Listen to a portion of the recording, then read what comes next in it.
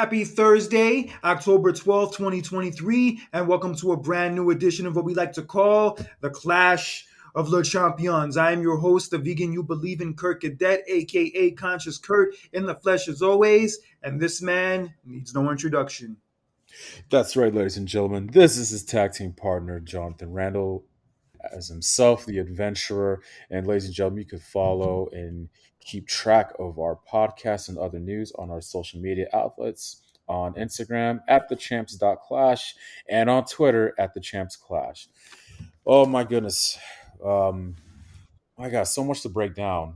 This is our recap show from a tremendous WWE Fastlane event, and we had a very monumental wrestling night this past Tuesday night.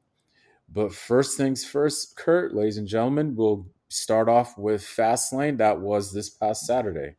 Kurt, what do you thought about the event? It was good for what it was.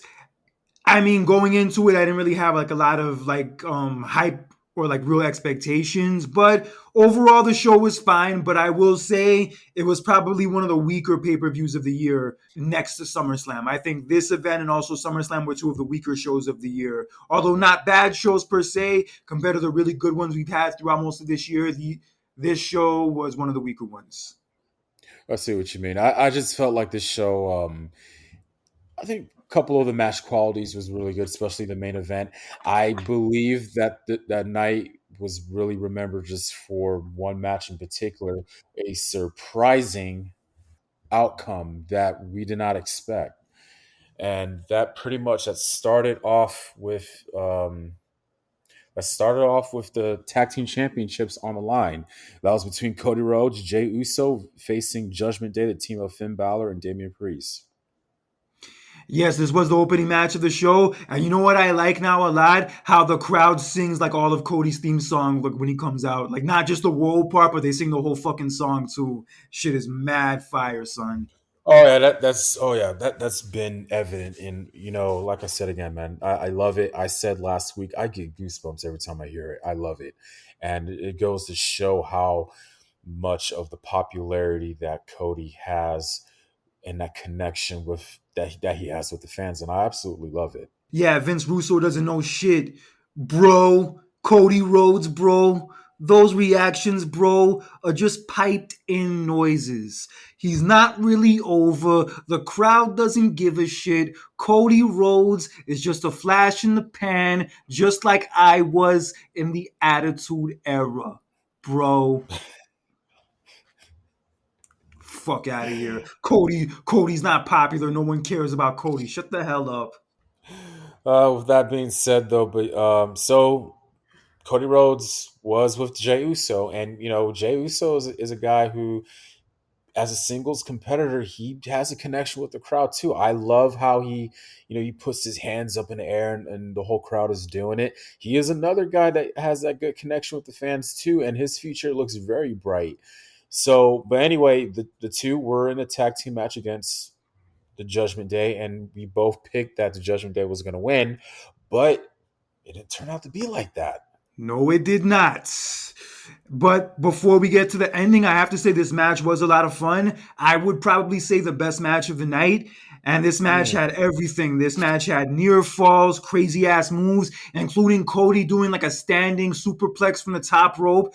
I could tell that shit hurt him just as much, though. He looked like he was I bet. suffering after that spot. Oh, I bet. Holy crap. Yeah, and there was interference from Dominic and Rhea Ripley, in which Rhea Ripley hit Jey Uso with the Money in the Bank briefcase, which it looked like Judgment Day was going to retain the titles from that spot, but Jey Uso ended up kicking out. Yeah, surprisingly. I thought it was going to be over after that, but Jey Uso had the wherewithal and the endurance to kick out, and he did. But it looks like he's feeling Rhea Ripley a little bit. I've been like seeing him try to hit on her and all that. Oh we've been seeing that for the past couple of weeks lately, and we saw that again that Saturday night, and I, it's funny. I said to myself, sooner or later, somebody's going to try to hit on Rhea. I mean, I couldn't blame them though, but I mean, sooner or later, someone was going to try to do it though, try to get involved between Rhea and Dominic. But yeah, but anyway, that happened, but it didn't work. It didn't work. Regardless of the distractions between Dominic and Rhea, did not work. But Cody, I love the new finisher between Cody and Jay. It is a nice finisher. It's mad dope. But before it got to that point, JD McDonough ended up at ringside and he was about to hit Cody with the Money in the Bank briefcase, but then he accidentally hit Damian Priest's leg by mistake, and that caused Damian Priest to get knocked down. And then Cody hit Damian Priest with the crossroads on the announce table, and then he ended up doing a move with Jay in which Jay held up Finn Balor, and then Cody did the Cody cutter, and they both slammed them at the same time, and that would lead to Cody getting the pinfall, the win, and now Cody Rhodes and Jey Uso are the new tag team champions. Congratulations to both, and shocking and surprising. Was not expecting that, but good job for them. And we'll see how this will turn out leading down the road. But for that moment, this is a good moment for the both of them. And also, man, this is like what, the fifth different tag team partner that Cody has since he's been a tag team champion. Because you got to remember, you look back at the other tag team partners he had in the past. Kurt, Hardcore Holly, Ted DiBiase Jr., his brother Goldust. Was there somebody else he was? Damian Sandow. Damian Sandow. David Sandow. Yes. How can I forget? Wow, Team man, Road Scholars. Yeah, Team Road Scholars. That was forgot way back about in that. that was like in Yeah, 2012. like 11 years. Like 11 years ago. Crazy. Wow. I almost forgot about it too, to be honest with you. Yeah, yeah. But yeah, so many different tag team partners, man, that he's been champions with, and but now with Jey Uso. So congrats to the both of them. Like I said, shocking, but that was the surprise of the night. Yeah, it was a surprise. I wouldn't have predicted that either. And it's crazy. This is the first time Jey Uso is a tag team champion with somebody other than his brother Jimmy. Right. That shit is Exactly. pretty surreal. For real. And these are the two guys that Roman beat at WrestleMania and SummerSlam, and now they're both the tag champions together. Yep. Crazy how everything falls into place, huh? Yeah, but fun match. I was happy with the outcome. Wasn't expecting it, but wasn't complaining when I got it. And we'll see where it goes from here. But I do think this is going to lead to War Games. Yes, and that is the big rumor, and I'm not surprised to hear that, and I like it. So I cannot wait for that. Honestly, I'm looking forward to Survivor Series, but we'll get into that later down the road. So on to the next match. We had a six-man tag team match that was between the LWO, Rey Mysterio, Santos Escobar, and a mystery partner who we don't know yet at the time, and they face Bobby Lashley and the Street Profits in a six-man tag match. So yeah, LWO was outmanned, and we didn't know who was going to be their tag team partner. Hmm. Well, I kind of did. I didn't know either. I really didn't know. Well, I had a feeling that it was going to be the person it ended up being, and I was right in that regard because that person ended up being the returning Carlito, who we have Yes. not seen since Backlash in Puerto Rico. Right, not since May. And then when we saw him, we were all demanding that he will get a contract and get signed, and he did, but we didn't really see him at all since then. So for me, that was a surprise. I was, like I said, was not expecting it though. But hey, good surprise for me though. Yeah, I was hearing that they didn't really have any creative plans for him, and that's why they didn't put him on TV yet. But then with this scenario, it worked out best for him to debut here. But I will say I was bummed out that they replaced his theme music. I wasn't feeling that new song they gave him. Oh damn. But anyway, it was nice to see him back. He was really buff and great shape. And Yeah. you could Oh yeah. definitely tell there's a difference in his physique now compared to 15, 16 years ago. No Oh yeah. lies. Yes, but Carlito came back, got a nasty pop, and yeah, helped LWO make the comeback, which ultimately led to him hitting the backbreaker on Montez Ford and getting the pin and the win for the LWO. Happy Carlito came back, happy that they won the match, but it's kind of weird he didn't show up until the middle of the match. Yeah, that it was weird, man. It was a handicap match at first, and um, I don't know. Think it would be a little bit better if you showed up at the beginning of the match. Usually, how like they usually do it. How like, oh, there's a tag team match, but I don't know who my partner is, but I'll show you my partner right when the match starts. That's usually how they'll do it, though. But this one, they did it differently. He didn't show up not till the middle of the match. I don't know if he had car trouble or if he like ran into like some pretty girl he started talking to before he got to the ring. But yeah, it was weird he showed up in the middle. But whatever, it is what it is. Carlito, Rey Mysterio, and Santos Escobar pick up the win, and we'll see where this story goes from here because I feel like this feud is probably going to continue a little more. Yeah. And also, what happened during the pre-show that we didn't mention was somebody arrived at the arena, and that Yes. arrival was none other than Jade Cargill. Yeah. Wasn't expecting. We didn't predict that she'll show up like that. I mean, we made the assumption that she'll show up. Hopefully, after the women's tag teams match.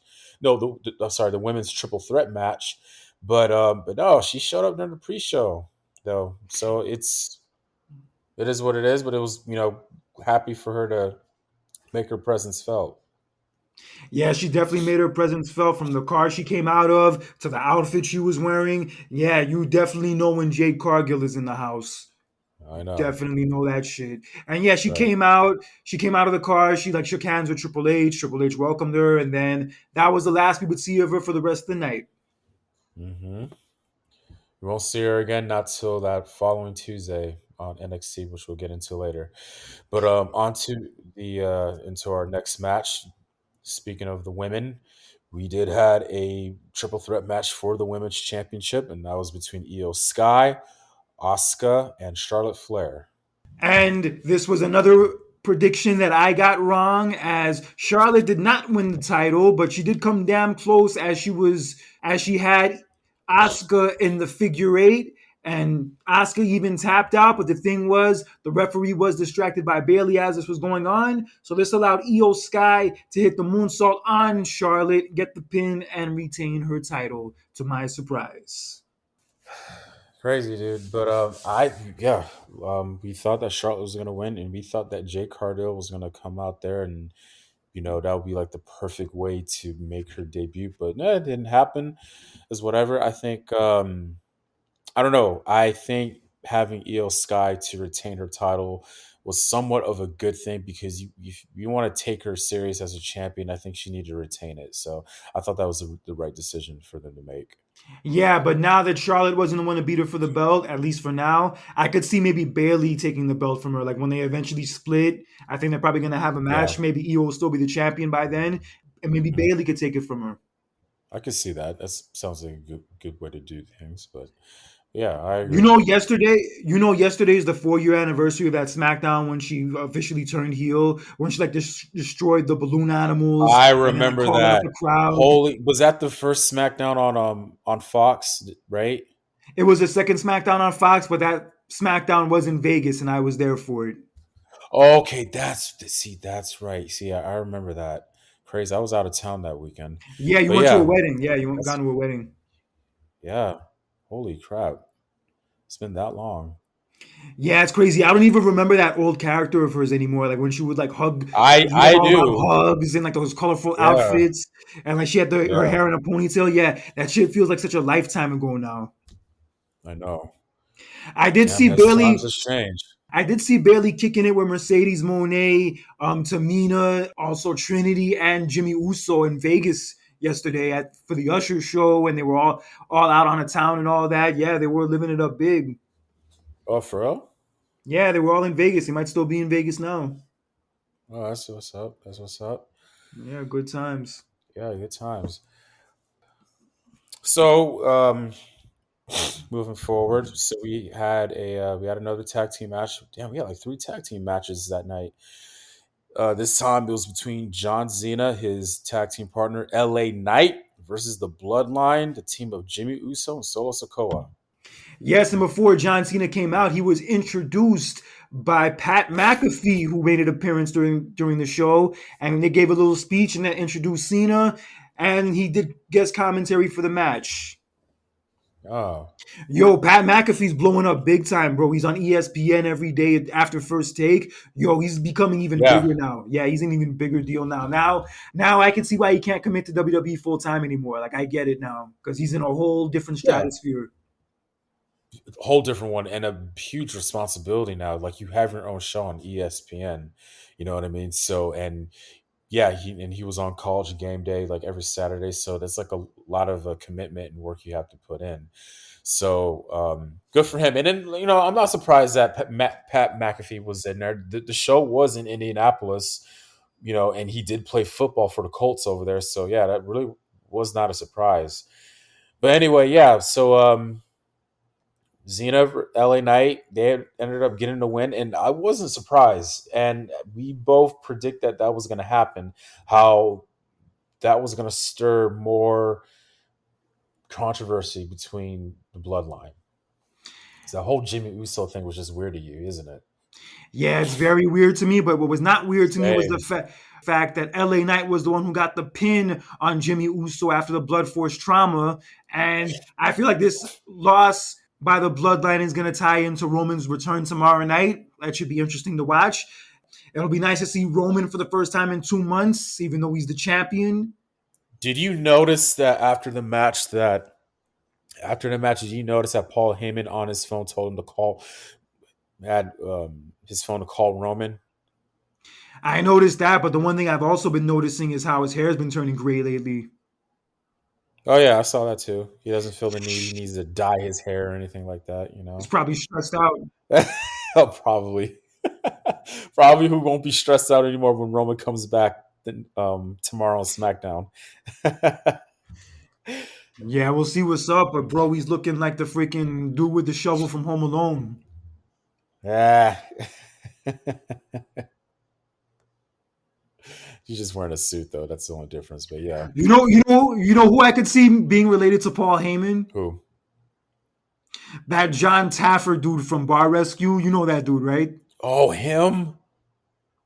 I could see them being related. I could see that dude being like Heyman's like older brother or Oh something. my god. I can imagine if he came into the WWE, the promos they would have together. Wow. Yo, that John Taffer dude when he goes off on these fucking restaurants and these owners for like slipping up and like falling off as hard as they do, that shit is a sight to see. No, it's funny when I watch Kitchen Nightmares. That's my show to watch when I see him going off on the people in the restaurants. It's a very interesting show to watch.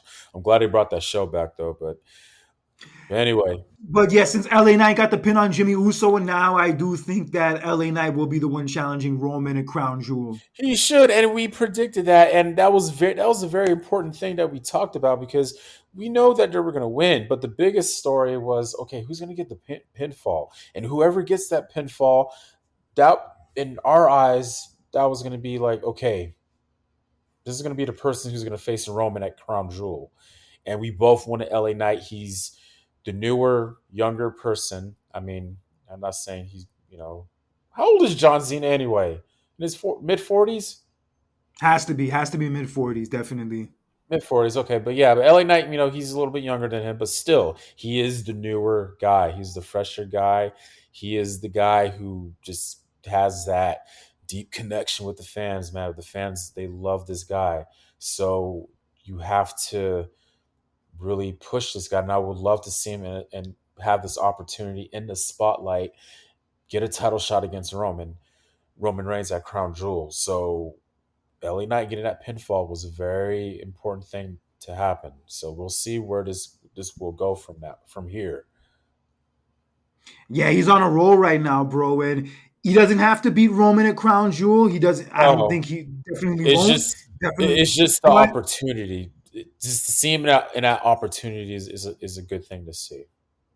exactly. So it'll be a good moment for him regardless. And he's definitely come a long way from that Max Dupree bullshit they had him doing a year ago. He could have been very easily one of those people who got let go last month from those massive cuts, but he's in a prime spot right now. He's more than likely going to get the title shot at the next Saudi show. So Yep. things are looking up big time for Homeboy. And John Yeah. Cena even admitted at the post-show press conference that once this strike is over with the Hollywood actors, he has to go right back to work, and he can't do WWE and Hollywood at the same time because of mainly insurance issues.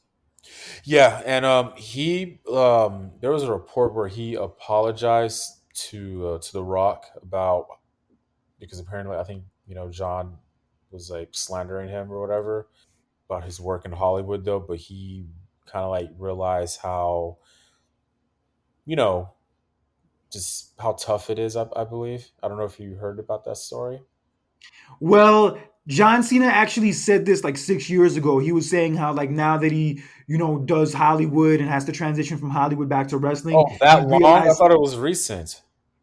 Well, he probably said it again in a more recent interview, but I heard him say that for the first time years ago, where like I owe The Rock an apology for everything I said about him like not coming back to wrestling and just staying in Hollywood because like now I realize how hard it is to transition from one to the other. Like I get it now. Yeah, he said that Yeah. years ago. Mm. I mean, he probably said it Wow. again, probably in a recent interview, so that's why it's like such a big Most story likely, now. yeah. But like I said, I've known that for years. He said that years ago, like early 2017. I think I remember him saying that. Like I think on the Today Show, or one of those like talk shows. Yeah, that's when I remember him saying that. Hmm. I see what you mean. Okay. Yeah, and with those insurance issues and whatnot, like a lot of people rely on him and depend on him. So if he ends up getting hurt in a match, that's not just gonna fuck shit up for him. It's gonna fuck shit up for a lot of other people. Right. And the same thing with The Rock. If that's the same case, then we won't be seeing Rock at WrestleMania either. And I'm honestly okay with that. Yeah. I mean, I'm okay with that too. He can make a cameo on the show, and maybe Austin can make a cameo too to commemorate the 25-year anniversary of WrestleMania 15 in that same city. They could do some shit like that, Yeah, that's but perfect. he does not need to be in the main event match against Roman. That is Cody's spot. No, no, no, no, no. I They wouldn't even dare do that. Vince wouldn't even do that. And well, the news that we heard We'll get into that actually in a few relieves. minutes. We'll get into that I in a know. few Yeah, I minutes. know. Yeah, we'll get into that later. I know, but moving forward, so we finally had our last match of the night, and it was the last man standing match for the World Heavyweight Championship between Seth freaking Rollins and Shinsuke Nakamura. This was a good match. I like this match better. I like this match was way better than the match that they had at Payback. Both matches were good. It was, but this was a good match, and the spots that they did. Oh my goodness! But yeah, but the spots that they did in that match was just absolutely spectacular. Yeah, it was pretty wild. I'm not gonna lie. This match was pretty wild. It was dope. Definitely a better match than their match last month, although that last month's match was good too. But ultimately, predictably so, the match ended with Rollins doing the Falcon Arrow to Nakamura from a platform raised above through these tables down below. And that ultimately led to Rollins getting back up before the 10 count and Nakamura not getting back up. And Rollins ultimately retained the title. Crazy. I I kind of miss some of the match, and I noticed that it looked like at first that looked like Seth Rollins was bleeding. I was like, oh my god, is he bleeding? But it turned out that Shinsuke Nakamura sprayed The mist in his some red eyes. mist. Yeah, that's when I saw that. I was like, oh. But before that, I was like, oh my god, is Seth bleeding? I was like, oh my god. I was like, but regardless, ultimately, I love the spot though. I never seen Shinsuke spit red mist in anybody, but no, I like the spot, and overall, it was a good match. I liked it. Yeah, it was a good match. The predictable outcome aside, it was still fun. But Rollins did retain the title. And I saw a weird tweet after the match online where it was saying how like Rollins is that dude that you root for to get the title, but then when he gets it, you kind of want him to lose it. I saw that. That was stupid. I think his title reign's been solid so far. I mean, Yeah. he's clearly the second guy behind Roman. It's no argument of that. But I mean, regardless, he needs. I mean, what do you expect him to do? He needs to hold up that responsibility because Roman's not rarely there. So I why would know. somebody complain about? Well, I don't want him to be the champion. Well, okay, well, your tribal chief Roman Reigns is not available as much. So Seth is that guy who needs to hold up that responsibility. And yeah, he's been doing great at it. I'm not knocking his title reign. Oh, no, I'm I'm not just talking saying, about you. I'm just talking about like just if anybody who's against the fact that Seth is champion and all that stuff. I think it's a bit absurd to say something like that. You know what I mean? yeah, like realistically, we both knew, and everybody and many other people knew, like before this title was even, crowned on him, that it was the secondary title. That realistically, that's what it was because Roman was going to be gone or whatever, and like he wasn't going to be on TV as much. They had to make another title, and Rollins has been doing his thing with it so far. He's had a good run. Those matches with Finn Balor, Yes. these matches with Nakamura were Yeah. also solid, and this past Monday on Raw, we found out what his next feud is going to be, as he will be going up against Drew McIntyre at Crown Jewel for the title, as they both had a segment on Raw where McIntyre did challenge him and it was accepted. But after the segment was over, Rollins did get attacked by Damian Priest, and Drew McIntyre did not come back to help him. Mm. He's slowly. I don't think it's full yet, but he's like slowly like turning heel, Oh, as I had yeah. predicted. As I had predicted, all because and this whole thing started with the whole thing with New Day and all that stuff, and I was looking, I was like, man, he's going to turn heel, and I think it's the right thing to do, and because we haven't heard no word about his contract, have we? Not yet, but you know what his kind of characters reminded me of now that I think about it? But Diesel after the 95 Survivor Series. I don't know if you remember, but from that Survivor Series on, he was kind of like a tweener for a little while up until he officially turned yeah, heel. This hmm is kind of what yep, McIntyre's like characters reminding me of right now. yeah, I see where you're coming from. Yeah, I remember that. He's a bad guy, but he's not officially a bad guy, but you know it's coming. You know it's coming. Yeah, it's only a matter of time. I think either one or two things will happen. Either he'll turn heel before Crown Jewel, or he'll probably turn heel the night of after. It could happen, but I like this feud though. I like this match for Rollins. Yeah, and for Drew too. Drew needs his. Yeah, it'll definitely be good for him. Yeah, Yeah. but Drew did stop Damian Priest from cashing in his money in the bank as Dominic came through to try to cash it, to bring the briefcase. Drew did stop him, and he took the briefcase and he threw it all the way on the other side of the stage, all the way to the Titantron area. And that cashing ended up not happening on that night, thanks to Drew. Nope. Nope. So, like I said, yeah, like he's kind of a Don't know tweener. about Like he that. didn't want to help Seth when he was getting beat down, but he did keep Seth from getting cashed in on because obviously he probably wants to be the one to beat Seth himself. Makes sense. Right. And you know Makes what's been pretty sense. good lately? The matches that Ivar's been putting on with Kofi Kingston, in which they had another one this past Monday on Raw. Yeah, he's been killing it in these matches lately because his partner is injured, so he's been doing solo matches the last few weeks, and he's been bodying it.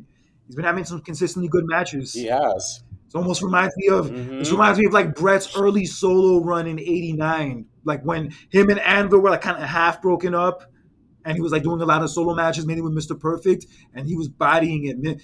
I told you those matches Brett had with Perfect in '89. A lot of people say are better than the match they had at SummerSlam '91.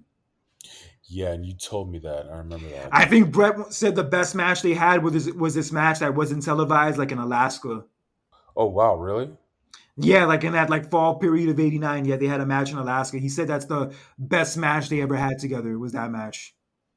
That's crazy. I've never heard how they'll bring events in Alaska before. I know they have an arena out there though, but that's it's very no. I rarely hear how they'll have any shows in Alaska for one. Wow. Yeah, it's the crazy part. That's the best match they ever had together, and there's no footage of it.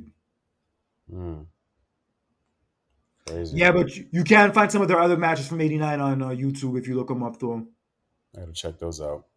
Yeah, but anyway, yeah, those Ivar once again did beat Kofi in a great match. It was kind of like a false count anywhere, like no holds barred match, but it was dope. And we had a segment with Cody Rhodes and Jey Uso where they were being interviewed by Michael Cole, and Michael Cole was asking some like hard ass questions. I did not see this shit coming. Hey, as a journalist, you got to do those things, and that's very. I mean, you're right. It's very rare that Michael Cole will ask hard questions like that. He usually, throughout his career, he had those sit down talks and ask questions, though, but not questions like that, though. Yeah, freaking telling Cody like is the reason why you decided to go for the tag team titles is because you didn't want to finish the story, and is the reason why you didn't. And he goes on to say like is the reason why you haven't tried to challenge for the WWE title again is because you failed the first time. Dang. So you're not gonna finish the story like your father didn't finish the story. Yeah, it was so weird to see him do this. Yeah, it was so different. I mean, could you blame him? Just come on. Like Roman's gone. You're tag team champions now. Wait, is this it for you? Or are you still gonna, that? But that's a good question to ask, though. Yeah, but the fact that It they really brought this is. up, the fact that they brought this up is like a clear sign that this is where the direction is going for WrestleMania. We're getting it, bro. Oh yeah, come on now. But can you believe? But can you believe WrestleMania still isn't for another 6 months? Yeah, So crazy, man. But it's gonna be a big deal once we get there, though. For Cody and Roman again, this is gonna be an even bigger deal. and it should be, and we'll hope and we know that the outcome will be different. And with Cody teaming with Jey Uso, that's also kind of a clear sign of where things may be going in that regard too. Mm, Although I know Jimmy and Jay are probably going to face each other at WrestleMania. That's more than likely the direction. yeah. Oh yeah, we even mentioned that, but it's good for now that they're on separate shows right now. The segment was interrupted by Sami Zayn and Kevin Owens, and Sami Zayn came out to say he was like proud of Cody and Jay and like he was happy for them. But Kevin Owens said like, "Nah, I'm not happy. I'm mad that you guys won the belts. I wanted them," and that ultimately led to them making a match official for later in the show for the tag team titles. Come on, we're not surprised that Kevin Owens will say something like that. Come on. I think anybody else would be like, look, I want to be tag team champions. Look, even though Judgment Day beat us for it, but yeah, I deserve those titles back. So that's the competitive nature. Yes, it definitely is. And we also had a match between Becky Lynch and Tegan Knox for the NXT Women's title. We finally got the match. It was a solid match, but to no surprise, Becky did ultimately retain. But just Tegan Knox, the only thing is that I don't think she has that connection with the audience yet. Well, no surprise because they've barely even seen her and they've barely even gotten a chance to get a connection with her. So that aspect of it is going to take time, admittedly. I see what you mean. Yeah, and Xia Li, we actually got a cameo from during Becky's promo before the match. And this is, I think, like the first time we've seen her actually on TV, like in like, over a year, probably, if not longer. Holy crap, that long? Wow. Yeah, because they were doing those vignettes for her when she was going to debut on SmackDown, and then she had like one match, and then after that, like you never saw her again. Mm, That was almost 2 years ago. damn. It'll be on some bullshit, but in any event. And also last week on Raw, we didn't mention this, but we did have the reuniting of Tommaso Ciampa and the returning Johnny Gargano, also known as DIY. And this is our first glimpse of the two of them together on the main roster. And this is some good shit that is going to lead to some solid matches in the next few months. I believe so. So, Tommaso Ciampa will be taken more seriously now, and I love that. I know this was a couple weeks ago, but I love that promo that he had with Gunther, though. Yeah, that was a good segment. They ended up main eventing Raw that night and had a great match. Everyone knew Gunther was Yeah, going to retain, but regardless, Tommaso Ciampa brought it to him that night. That match was a fucking fight. he did, and he just brought it to me in that promo. Just how the way he talked to him, and that was just.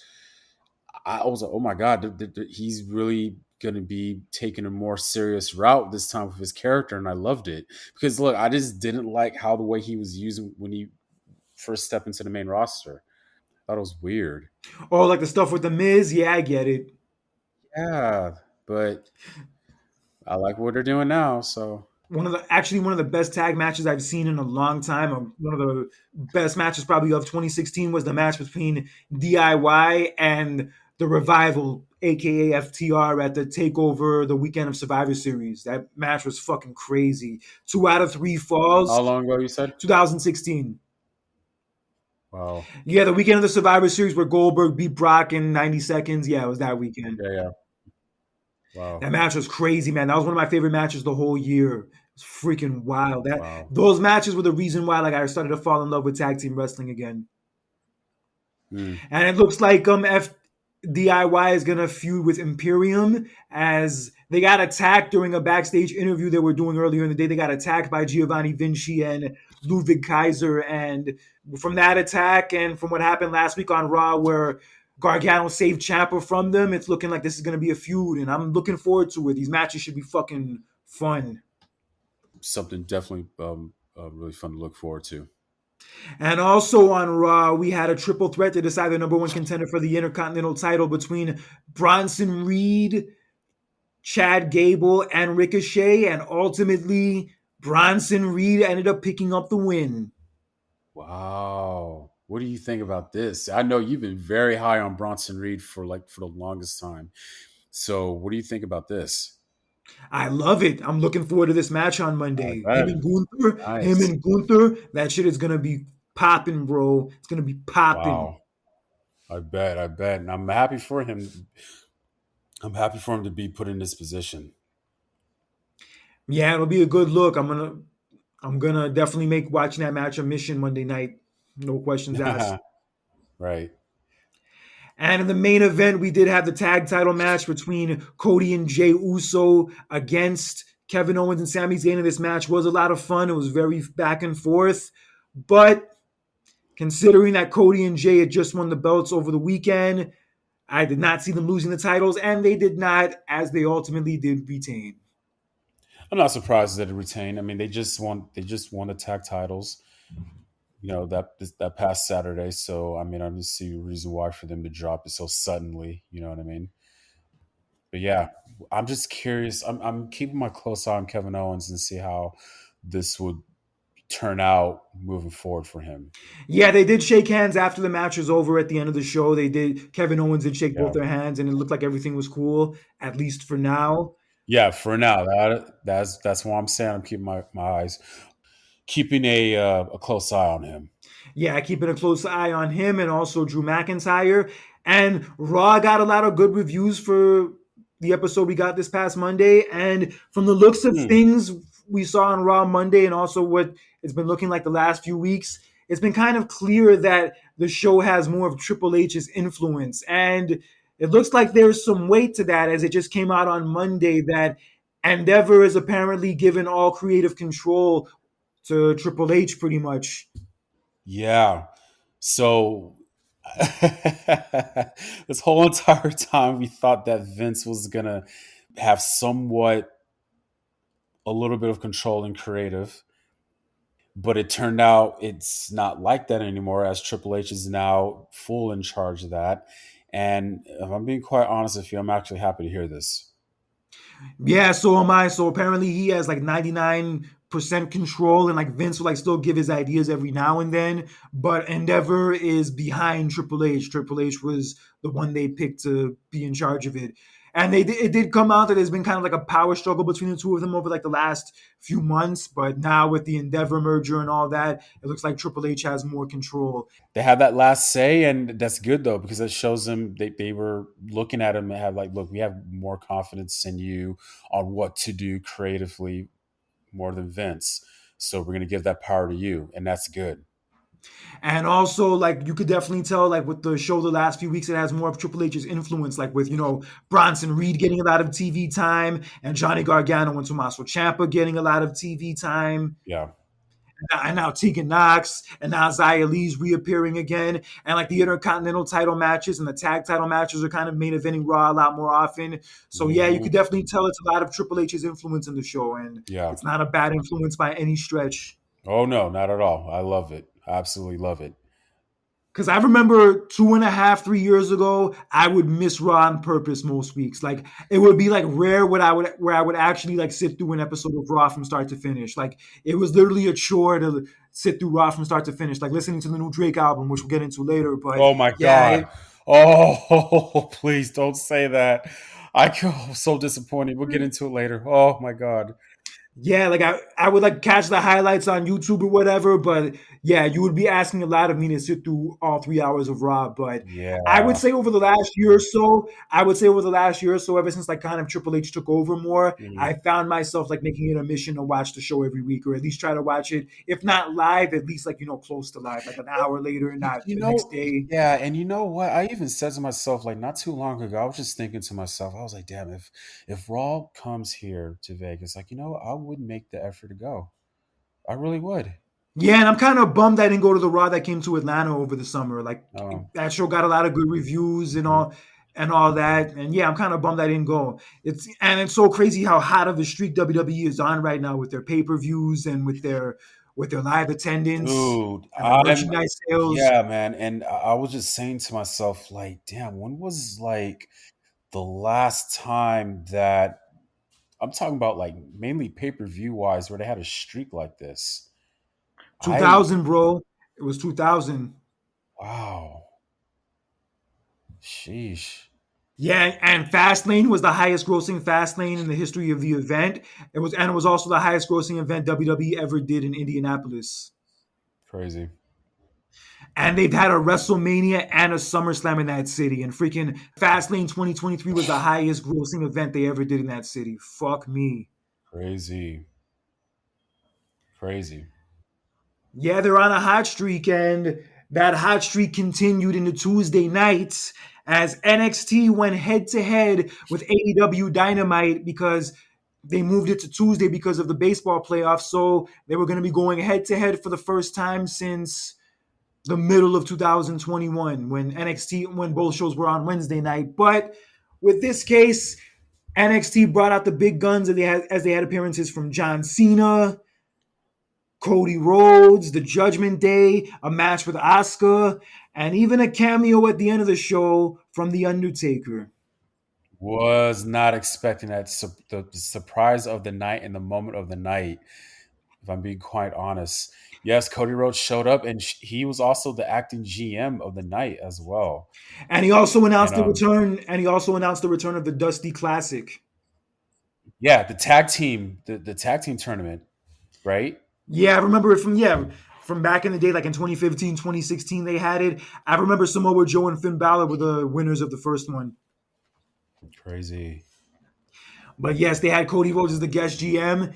They had Ilya Dragunov defend the NXT title against Dominic Mysterio, which was a solid match, and Ilya Dragunov did retain. Yeah, and I mean, not surprised, not surprised. We also had another appearance by Jade Cargill, and she was greeted by Shawn Michaels. She shook Shawn Michaels' hand and all that. And this was also the only time we would see her the whole night. Hmm. I had a feeling she was gonna show up because she put up a story like earlier in the day of like her getting a phone call, and she showed the person calling her was Shawn Michaels. So I'm like, okay, she's gonna show up tonight.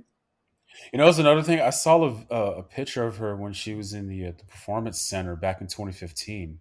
2019, 2019. 2019. Oh, 2019. My bad. And I also saw like this bed like her husband made her like decorated like a WWE ring or something, or this birthday like special birthday cake he got her. Yeah, like he really went Hmm. all out for her. Good shit. Nice, nice. Yeah, if you love your woman, if you really care about your woman, and she really is like ride or die, you gotta like really go all out for her on those times when it matters. You have to like really It take does. care of her in that regard. Make her Right, ass feel special. right. Because I know she'll do vice versa. She'll do the same for you. Exactly. As long as she's a good woman, she will do the same for you. And if she's not, do like a track race and run. Right. But anyway, I love the guest appearances in his show. You had Cena, Cody Rhodes, Oscar. Oscar. Man, Yes, so that main event match was between Braun Breaker and Carmelo Hayes, who did have John Cena in his corner, while Braun Breaker had Paul Heyman in his corner. And Paul Heyman was seen talking to The Rock's daughter yeah, backstage earlier in the show, which is pretty and interesting. very interesting. And also, he was talking a little bit with Braun Breaker a little bit too before the match. And after that little segment that they had backstage, he had his phone to call Roman. So I'm kind of like, hmm. I think Paul Heyman's setting up The Rock's daughter to get payback for SummerSlam 2002 when The Rock rock bottomed him to the announce table. Oh my God, stop. It's all a Stop. plot. It's just, oh my God, just a holding the grudge from 15 plus years ago, huh? But anyway, um, but no, just it was very interesting when we saw that interaction between Paul Heyman and Braun Breaker because he went and talked to Roman, and now hindsight, moving forward, you're kind of like, man, like this is going to be the future. Braun Breaker is going to be that future guy, and also Carmelo Hayes, who I've always been high on for God knows the longest time. So I can't wait for those two to break through to the main roster.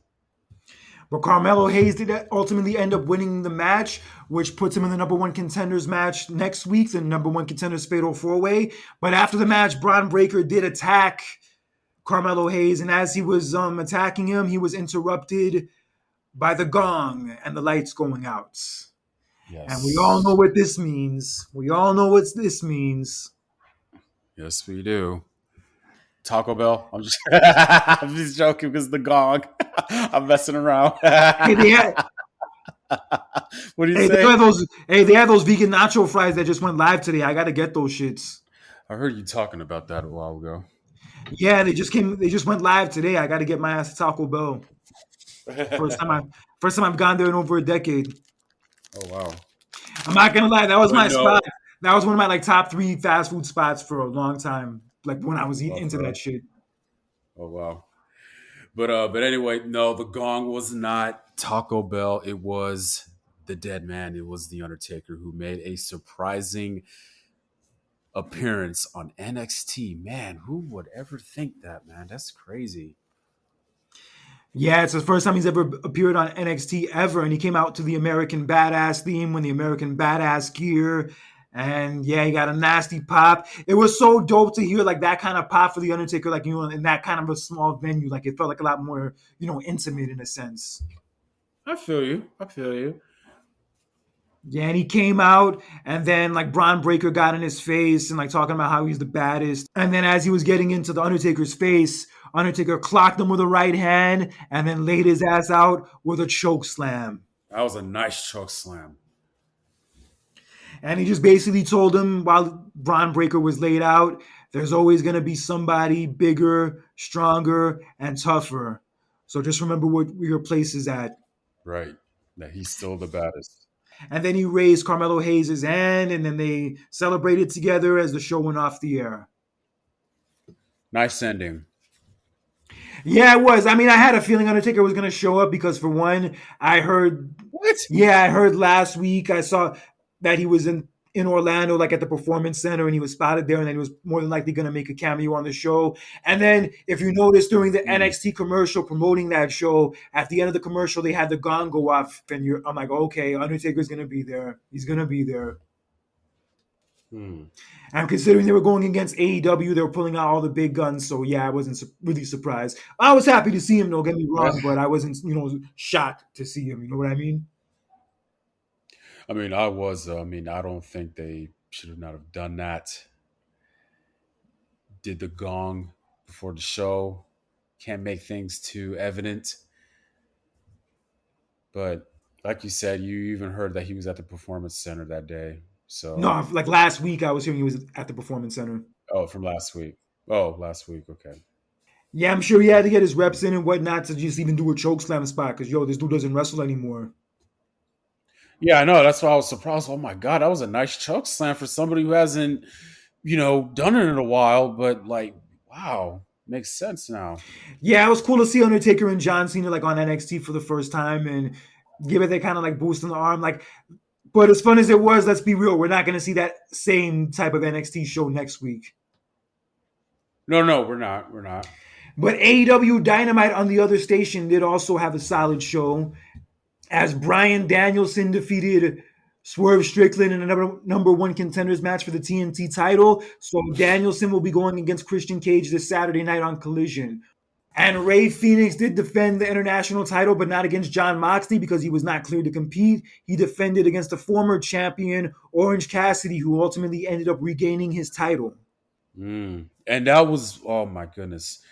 Um, you had talked about how, like, you're a little sad or that he had to lose that international championship, but I know you're happy that he regained it back, aren't you? I was cool with it. It was nice. It was kind of like surprising because it, kind of came out of nowhere. But I'm happy that he got it back. I don't know how long he's going to have it for. Maybe they might be waiting for Jon Moxley to come back, but we'll see. But he had a great run, though. Regardless, that run he had before for almost a year, that was a great title reign. It was. I love that belt. Yeah, it's a nice looking belt. And also, we had Jay White defeat Hangman Adam Page, which makes sense because Jay White will be challenging MJF at Full Gear for the AEW title, which he actually stole from MJF not too long ago. Oh, really? Yeah, so he's been in possession of the belt for like a week or two now. And Oh, they wow. had a segment after the match, MJF and Jay White, where they were going back and forth on the mic. And MJF cut like a very fiery babyface promo. Like he really probably like the best babyface promo he's done so far. Oh, wow. Yeah, like I even started getting behind him. I don't even think I can call him the scumbag fuck anymore. That's how behind him I was with this promo.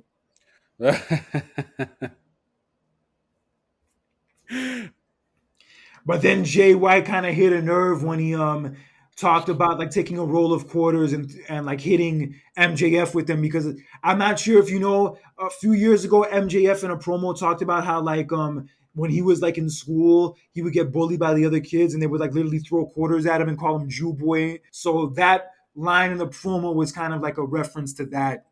Oh, I see what you mean. Yeah, like it's a very traumatizing experience that he went through back then. Like, yeah, that shit like really fucked him up. So he brought it up in his promo, like during the feud with Punk. And yeah, when Jay White brought up that roller quarters line, he fucking lost it. Yeah, MJF lost it. He said, "I'm gonna fuck your ass up on sight," literally. Dang.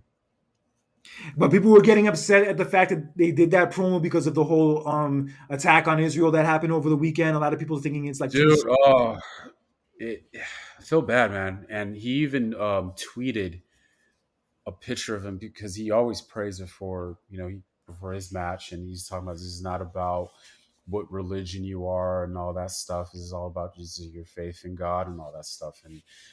And just it's been crazy with the whole situation in Israel. I know you have friends and family out there right now. Bro, I lived there for over a month last year. That place was the longest place I had ever stayed in outside of the United States. Right.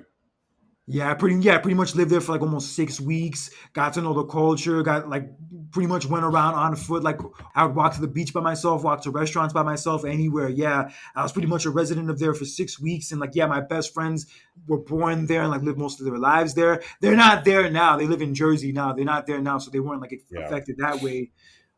Right. But the friends and family of their friends and family did get affected. One of their friends actually was staying with them in Jersey. His brother died in battle that day. Damn. Um. Oh man, I'm so sorry to hear that. My condolences, and Thank you. it's just yeah, it's very surreal that you're at one moment and then you're just like next thing you know you're just hearing that whatever catastrophic happened in that area that you were just there not too long ago. You know what I mean? So a place like Israel, and that's a peaceful place, you know what I mean? And that's a country that's always just entangled with a lot of stuff going on in the Middle East, man. And just to hear that is just it's very saddening, man. Yeah, like I don't know the whole political like shit behind what happened. I don't know like a lot of the backstory to it. I've like seen people talk about it and post things the last few days. But regardless of whatever led to it, whatever of whether or not this is like a retaliation for something that happened or whatever it may be, I do not ever condone seeing what happened to the people in Israel happening. Period. to see innocent people get raped, tortured, murdered, and even in some cases have their murder broadcast live on their own Instagram for their whole family and friends to see. That is some evil, toxic ass shit, regardless of the It politics is. behind it or whatever it is. Seeing that happen to innocent people, regardless of where it happens, is horrible and it's sad and it is tragic. And my heart goes out to all of them. I'm thinking about all of them. I definitely do have a connection to that place a lot more after like staying there for over a month last year and the things I did there. And Hmm. it really hits. It's really a punch to the gut because I was literally there at this time 1 year ago at a music festival, and believe it or not, one of the events that got shot up during this whole terrorist attack was a music festival. And I just think to myself, that could have very easily been me and my best friend when we were there last year. God Right. forbid. Man. And I was hearing like people were like at that music festival in order like to not get captured. They were like hiding in the woods for like 6 hours until everybody went away. And in some cases they were hiding like behind the dead bodies of everyone else so they wouldn't be seen. Yeah, shit is scary, bro. Shit is fucking scary. Man, too scary, man. This attack was basically their 9/11. That's what people have compared it to. It's like their 9/11, their Pearl Harbor. Oh, Yeah, my heart goes out to all of them and also probably same. my heart goes out to them and my heart also goes out to probably the other people who will probably be hurt and murdered because of the retaliation for this. Yeah, it's just an ugly Yeah. thing. I hate to see people get attacked and die for no reason on any side. Mm. Yeah, there's no winner in war, bro. There's no winner when it comes to war. No, because casualties happens, man, and there's no win or lose win situation in this, man. So, yeah, like just like with Kurt, my prayers, my condolences go out to everybody in Israel right now, and I hope and pray that this whole thing will be resolved and be over. Yes, me too. And also, let's move on to the rest of the review of Dynamite. We also had another title change as Hikaru Shida defeated Saraya to regain the AEW Women's title, and she is the first ever three-time winner of the AEW Women's title in that company's history. Oh wow, More power to her. nice, congratulations. Yeah, I mean, Saraya, it was nice that she won the title, like, in London in front of her home country and all that, and in front of her own people. Putting the title on her, like, knowing she's part time, that's not something you can do for a long term thing. Yeah, I agree with you on that. Yeah, so it was time for her to drop it. And Hikaru Shida's a great person to hold the belt. No complaints. Hmm. And in the main event, we had the very first AEW match of Adam Copeland as he went against Luchasaurus. Yes, Adam Copeland's. I can't say Edge anymore. Yes, Adam Copeland's first AEW match. And that was like the perfect person to do it with because he kind of like got involved with Luchasaurus the week prior. So this is perfect. What do you thought of the match? The match was great, but what I did like was the promo before the match where Christian Cage basically said, I don't need to work with you. You need to work with me. Oh, Because basically, Adam came to AEW to work with Christian. yeah. So he has a point in that regard. That's it's personal. But yo, the match was great though. They both had a solid match. People were mad at the fact that Adam Copeland took a tombstone during the match. Oh, because his history of Neck. neck problems. Yeah. Yeah, but Edge is a grown adult. If he wants to do a tombstone spot, he knows his body better than anybody else would know his body, so that's his prerogative. True though, but also you got to be mindful of the person who's doing it too. Though you got to trust that other person. I'm quite sure that he did too. Yeah, that's what I said. Like, I'm sure Edge knew what he was doing. I'm sure you know what he was getting himself into. Yeah. So I haven't heard anything since, so I'm sure he's No, fine. no. Yeah, I'm sure he's fine. But I was shocked though. I was kind of like, damn, he took, because I am worried. You know what I mean? Because he had neck problems. But if he's okay and he trusts him, that's all that matters. Move on. Yes, but Christian Cage just tried to interfere in the match and hit Adam with the TNT title, but Adam grabbed it from him and then hit Luchasaurus with the belt, hit Luchasaurus with the spear, and got the win in his debut match in Nice, AEW. nice. Yeah, I'll say this is what I'll say. NXT was good, like for star power, like if you wanted to see like the stars like Cena, Cody, Undertaker, etc. But I think AEW overall was the better wrestling show. Like if you wanted quality wrestling and quality matches, Dynamite was the better show. Okay, in that standpoint, okay. I don't know if you saw this. You probably saw me send me this to you, but the ratings came in yet the other day. NXT had a higher rated show than Dynamite. The ratings for NXT were 921,000, and the ratings for Dynamite were 609,000. Yeah. I mean, look, I knew that NXT was going to win because, for one, they had a lot of star power. And for two, that's a night they're on every week. And Dynamite's not on a night where it's usually on every week. So it was going to be a battle in that regard. So Hmm. I'm not surprised NXT won. It's not a big deal. But I will say I did enjoy Dynamite slightly more. I enjoyed NXT too. NXT was also a fun show, but I enjoyed Dynamite slightly more. And the thing is, the NXT show we got this week, we're more than likely not getting the same thing next week, like I said earlier. No, they're not. Just be happy for what we got, but just in general, not just for NXT, but for just professional wrestling. I think it was a good moment, a good night for wrestling. Period. Whether if you're a fan of the WWE or AEW. Yeah, definitely. I mean, WWE can say all they want that like AEW is in competition, but actions speak louder than words. Right. But I will say I feel like Tony Khan isn't coming off well with some of these tweets he's been putting out these last few days. What's up? He called like I think Shawn Michaels and Triple H a bunch of bald assholes like in one tweet. And another tweet he said it's embarrassing that even with John Cena and The Undertaker and Cody Rhodes on their show, they still did under 1 million viewers, and it's the first time any of those guys have been on a show that's done under 1 million viewers. So how embarrassing is that? A loss for WWE. He was like tweeting stuff out saying that Mm. things like that. I don't think are necessary to say. It is. It's very unnecessary, man. Because like, you got to stay in your lane.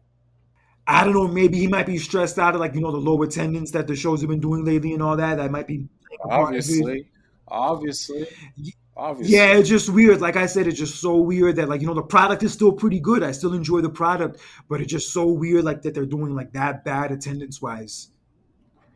Yeah, man. Especially when you just had Adam Copeland is now with AEW now, and just I don't know, man. I just feel like everything just hit a riff ever since the termination of CM Punk, where I don't know, man.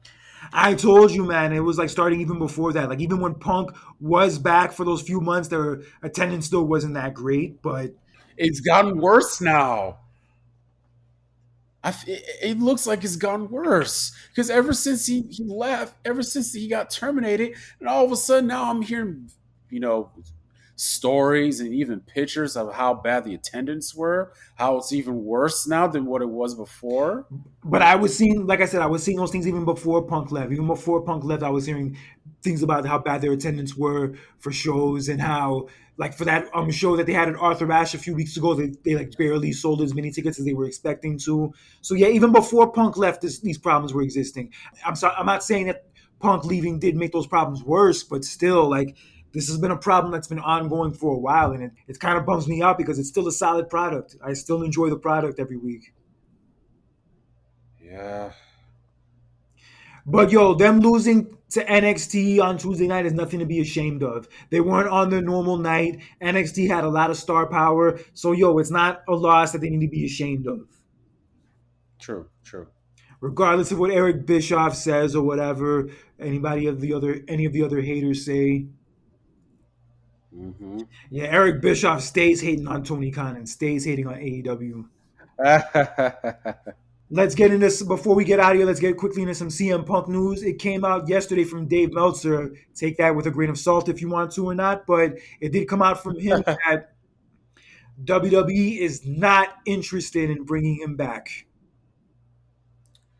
I'm not surprised to hear this. So, And apparently, Punk tried to get back with the company twice before, and they weren't interested. And now this time around, they're really not interested.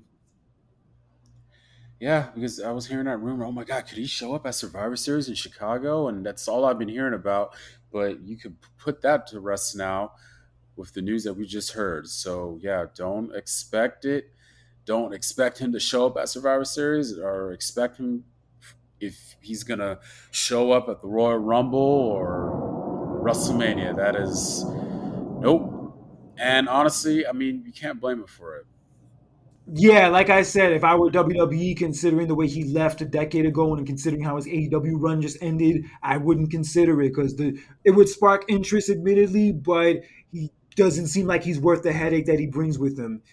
And I'm not saying I don't believe that they're not interested in all that, but I feel like until Survivor Series, I won't like really know for sure. That is true. I feel like until Survivor Series, there is a chance that it could happen. Hmm. And like I said, like I could care regardless if he shows up, cool. If he doesn't show up, cool. Because I'm kind of over it at this point. But I'm not ruling it out 100% until Survivor Series night. Okay, okay.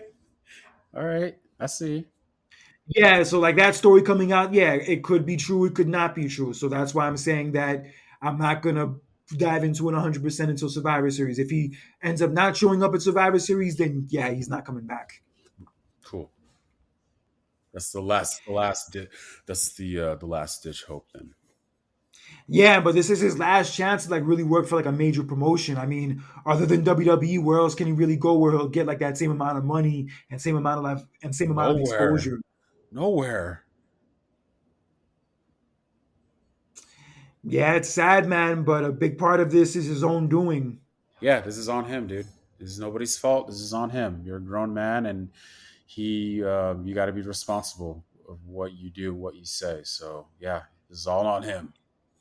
Yeah, and also considering the fact that like half of the locker room in WWE doesn't really want him back, I get it from WWE's side. It's just too much of a liability. It's too much of a headache that's not needed because they're doing fine without him. Yep. Yeah, because honestly, if CM Punk doesn't show up at Survivor Series or Royal Rumble or WrestleMania, I'm good. There's Yeah. so Same much here, great man. talent. There's so much great talent they have now, and so many good potential storylines they could have going into WrestleMania. Yo, I can live without CM Punk being on the show. True. True. And The Rock too. No offense to either one of them and their talent, but yeah, I can. I don't need those dudes to be on the show this year. It's cool. They have Hmm. enough good talent. They have enough good solid talent now where I'm invested in them enough. They're the only ones I really want to see. Right. I agree. And also, it came out today from a post that she put out that Ronda Rousey is officially retired from both WWE and the MMA. I'm not surprised. She's getting older. She has a family, so I honestly don't feel like she has nothing else to prove. So that's her decision, and she's accomplished a lot, and more power to her. And I wish the best of her in her future. Yeah, I do too. And I also from this picture I saw, and also from the picture I saw that she posted today, she looks happy.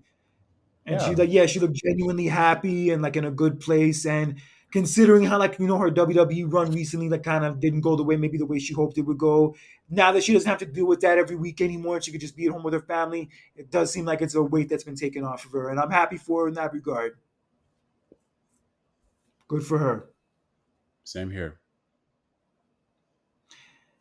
Yeah, but I'll always cherish that first run she had in WWE in 2018, early 2019. She did well in that Very year well, very period. well. Very well. Loved it. I didn't really follow her MMA career as much. I don't really follow that stuff per se, but from the things I heard about her, she was very impressive and very dominant. So yeah, Oh that my run God, will also.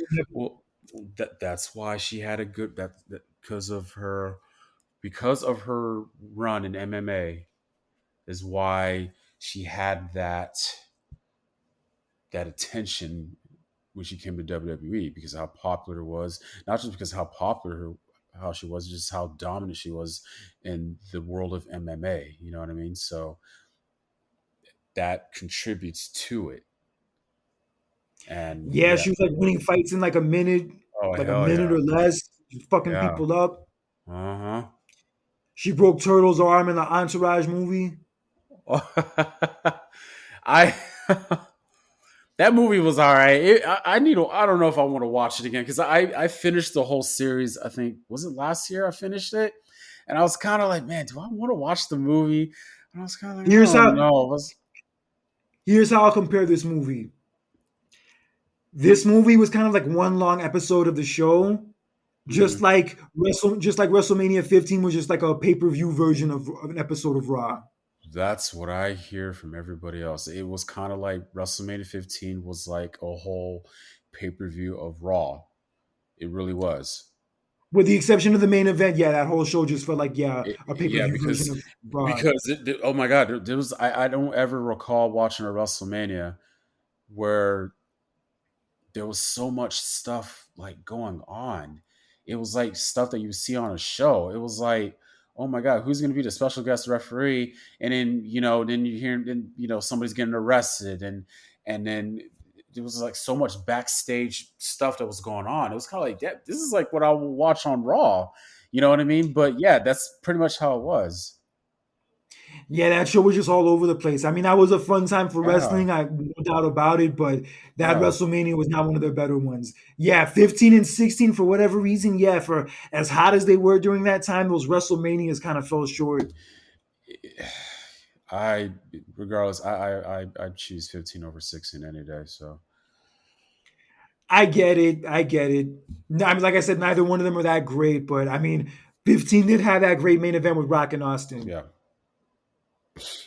But 16 did have that triangle ladder match that was Yeah, fun. yeah, yeah. And just in general, I as a year, definitely you have to pick 2000 over Oh, of 99, course, of course. Who wouldn't? except when it comes to movies. Of course, who wouldn't? 2000 had a handful. Had a handful, but not compared to 99. Yeah, the movies in 99 were mad fire, but that's another story. But yeah, that's what I was saying. Yeah. I would compare like yeah, on the movie Entourage to just like a long episode of the show. Hmm. Interesting. But yeah, before we get out of here, let's briefly get into this Drake album. Oh God. Oh. Look, can I say? I'm gonna start. Go Okay. ahead, go ahead. Okay. A part of me wants to like, okay, let me just hear it again. But look, there was only like one or two songs where I'm like, okay, that it's okay. I like the song, but everything else was just like, bro, this is not. This is really not. I'm not feeling it, man. Like, I love Certified Lover Boy way better than this. For one, I could hear that. I could listen to that, but this one was just like, man. Especially the one thing that not upsets me, but it baffles me is how when you like when artists postpone their release date and they push it, and I'm kind of like, okay, they're pretty much like still working on it. It's going to be really good, but damn, when you hear it, you're just like, whoa, this is what I waited for. It was just the album was just overhyped. Yeah, my thing It with was overhyped. Drake is that he has great tracks. He's had a great run for over a decade plus. I mean, one of the, pretty much the top dude in the game. But for whatever reason, I've just like never really been that into his albums. Like other than Take Care and other than So Far Gone, which is more of a mixtape than an album, I've just never really been big on Drake's albums. Like the same way I'm big on a J Cole album or a Kendrick album or a Joey Badass album or Lupe Fiasco a decade or so ago. Yeah, like those people, their albums, like I would wait for and anticipate, but I just don't have that same feeling for Drake's albums. And I listened to his new album over the weekend, and yeah, like it was just like, kind of like the same shit I've been hearing from Drake for like the last 6, 7 years. It was like yeah, nothing that really stood out. I don't know. I just felt like this Drake was just completely different from his last album, and I'm a huge Drake fan. I anticipate his albums. If it's somebody who I really like, I'm going to anticipate your albums. His first three albums was like to me was like top notch. Like so, like Thank Me Later, Take Care, and Nothing Was the Same. Those are like you ask any Drake fan, they're gonna mention those three albums. Um, I think Views was all right. Views was decent. Scorpion was like I was disappointed with Scorpion, and I maybe I need to hear it again, but Scorpion was like, what the hell was this? And then um I know his mixtapes is good. He does a very good. I think, to me, honestly, I think he does a little bit more better on his mixtapes more than his albums, especially during this time. Me That's just just personally, like I like him, but like I haven't like really been like that excited about his music in a long time. I don't know what it is, but yeah, I just haven't like really been mm, like that into him in a while. I mean, like I said, nothing against him. He has great tracks and all, but yeah, I just don't have that like, same interest in him that I did like, in 2009, 2010, 2011. Yeah, but mhm. the one thing that's been like so weird that came out of this whole thing was this beef with Joe Budden. How like him and Joe Budden are going back and forth now, and yeah, just shitting on each other nonstop. My friend sent me that. I read that. I'm I not gonna lie. I'm just not gonna lie. Neither one of uh, them really come off well. it's just weird. I mean, Joe Button kind of started it, but like, Yeah, but Drake's response, like some of the stuff he was saying in his response, he didn't really come off that much better.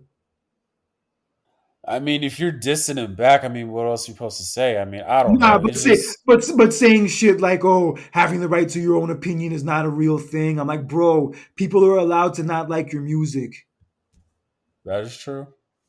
He even dissed Charlamagne the God last week also because I think Charlamagne the God also criticized his album.